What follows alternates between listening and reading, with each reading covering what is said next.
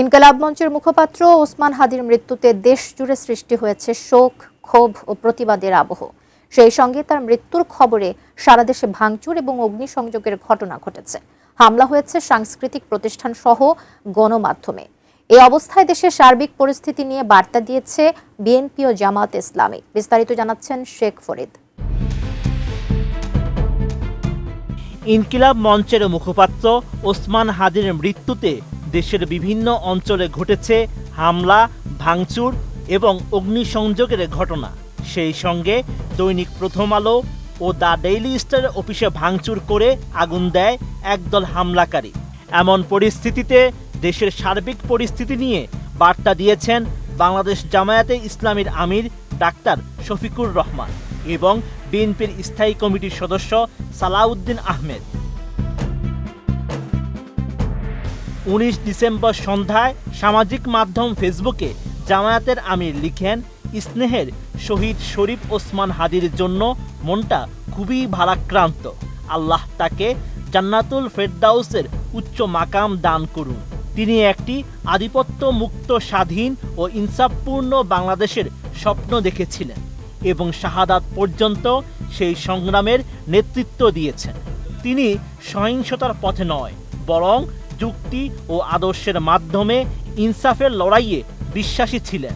আমি দৃঢ়ভাবে বিশ্বাস করি শহীদ শরীফ ওসমান হাদির রক্ত বিফলে যাবে না। ওসমান হাদির বিচারের দাবিতে ডাক্তার শফিকুর রহমান লিখেন, ওসমান হাদির হত্যার সঙ্গে জড়িত সবাইকে দ্রুত গ্রেপ্তার করে দৃষ্টান্তমূলক শাস্তির দাবি জানায়। ষড়যন্ত্রকারী কেউ যেন স্যাবোটাজের মাধ্যমে এই আন্দোলনকে কলুষিত করতে না পারে, সেই ব্যাপারে সজাগ দৃষ্টি রাখা আমাদের সবার কর্তব্য। আমি বুঝি নির্মাণের শিল্প, সালাম স্টিল বোঝে ডিউরেবিলিটি। সালাম স্টিল, মোস্ট ডিউরেবল স্টিল। সাংস্কৃতিক প্রতিষ্ঠান সহ গণমাধ্যমে হামলা নিয়ে জামায়াতের আমির লিখেন, প্রথম আলো, ডেইলি স্টার এবং প্রবীণ সম্পাদক নুরুল কবিরের উপর হামলা ও অপপ্রচারের আমি তীব্র নিন্দা জানাচ্ছি।